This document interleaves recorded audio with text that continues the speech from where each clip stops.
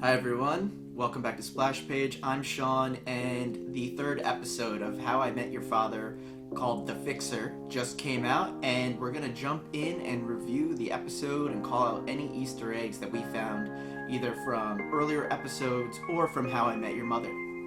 The name of the episode, The Fixer, is based on Sophie and how she is kind of unwilling or unable to let go of things or mistakes she's made and always feels a responsibility to be part of the solution. This is a bit of a slower episode, but it really lets you know that the show is going to lean into modern technology and services.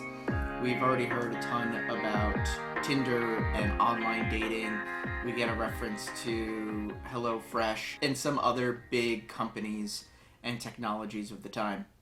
The episode opens in 2050, similar to the first few episodes, and mentions that this story is being told from Sophie to her son all in one night.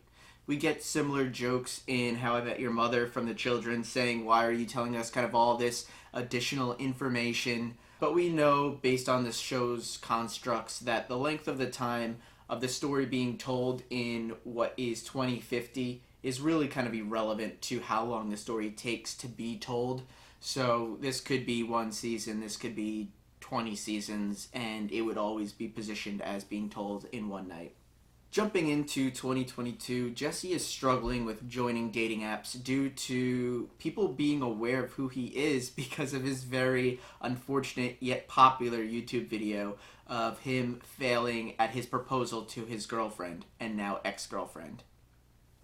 Sophie tries to help by saying she'll take photos for his profile since she is a photographer and feels somewhat responsible for just her new friend.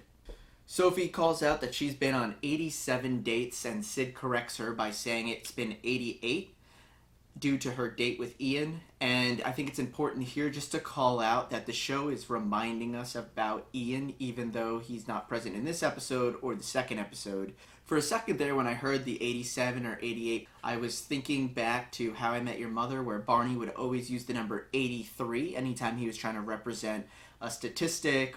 But it's 83, not 87 or 88, so this is just me trying to mine for Easter eggs, and unfortunately pretty irrelevant here.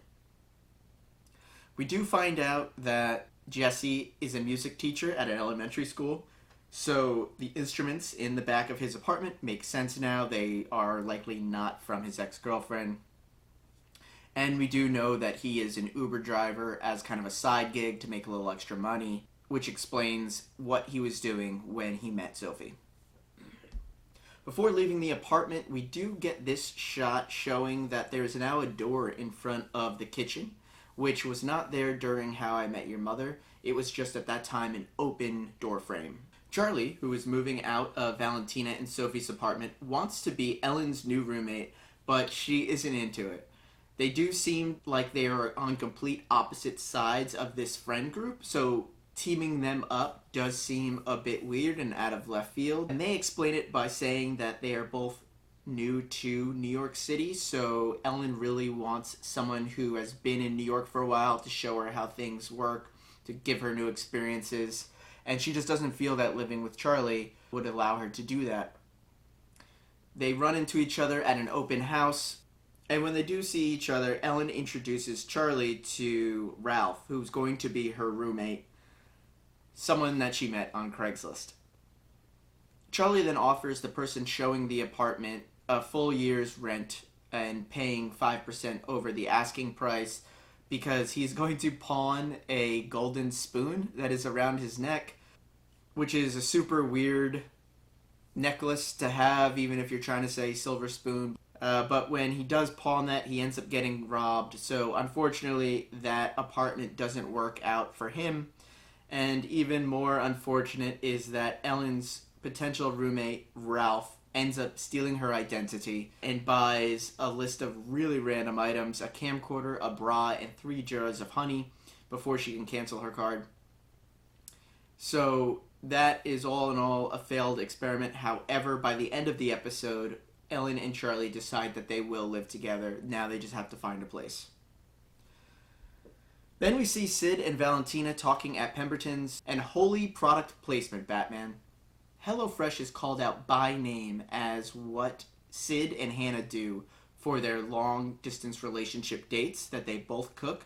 HelloFresh also ran a commercial during the stream that talks directly about the characters in the show How I Met Your Father and has a discount code that is FATHER. That's pretty crazy. Streaming gives them such an opportunity. And now let's talk about this show's sponsor, which is HelloFresh. No, I'm just kidding. No one would sponsor our show. Although the box isn't actually HelloFresh, it is a sex toy sent by Hannah to Sid to kind of spice up their FaceTime. Valentina helps set up Sid's room for FaceTime with his girlfriend as they discuss long-distance relationships that Valentina has been in, one of them being a Polish pilot. We now know that Sid is in Ted's old room and that Jesse's in Marshall's. I remember Ted's room being a darker paint on the walls, and when I saw Sid's room, it looked pretty similar. However, when I went back, Ted's was a bit more of a blue, and it looks like Sid's is green, so there has been a paint job to the room. Sophie meets the vice principal of the school Jesse works at. His name is Drew, and they instantly hit it off. This character is played by Josh Peck, who was a child star on Nickelodeon on a sitcom called Drake and Josh that ran from 2004 to 2007. To be completely transparent, I'm not very familiar with that show, but the character did look very familiar, so I just kind of looked that up. And Drew, I believe, will be the first of what I can only assume is going to be many love interests of Sophie.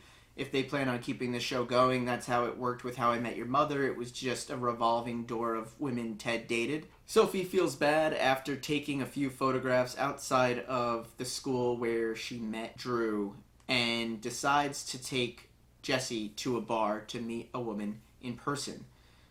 It goes well to start, but then Jesse walks away and Sophie overhears the woman voice texting her friends about being hit on by the proposal fail guy. She kind of ends any chance that Jesse has by calling out the woman, and unfortunately for Jesse, he goes home alone. While on the subway after the bar, Sophie's childhood is explained a bit further. We hear about her mother's breakups and how Sophie was almost the older sister to her mother at those points. There has to be more to this story. It has now been referenced or brought up in all 3 episodes aired so far. I think we will hear more about the mother and definitely meet her at some point. I'm very curious as to who the father is as well. Again, of Sophie, not for the title of the show. I do have a theory that it could be Barney Stinson. I will do a video on that should be coming out in the next day or so keep an eye out for that video. Jesse, to cheer up Sophie after Sophie tells kind of the story of her and her mother, has her repeat a line that she's wanted him to say all day. Today is the first chapter of my next great love story. After saying this, she gives Vice Principal Drew a call, and they plan to go out on Friday. Drew also says that he was at the Pemberton the night that Sid proposed to Hannah, and that he was actually invited there because he was an old college friend. Sid ends up using Valentina's connection to airlines based on the Polish pilot and flies out to LA to be with Hannah for the night. One additional thing I noticed is there are 2 different owls in Sophie's apartment. There's one on the pillow in the living room, and then this owl toy that is sitting on the dresser in her bedroom.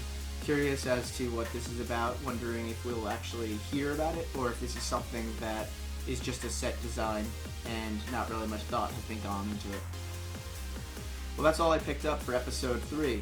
Tell me, what do you think so far of the first 3 episodes of How I Met Your Father? Who do you think will be the father in the show? Do you think we've met him already, or will be a character that's to come? And finally, what's up with those owls? Give me a guess. Give me your best guess. Well, I'm Sean, this is Splash Page, and thanks everyone. Take it easy, YouTube.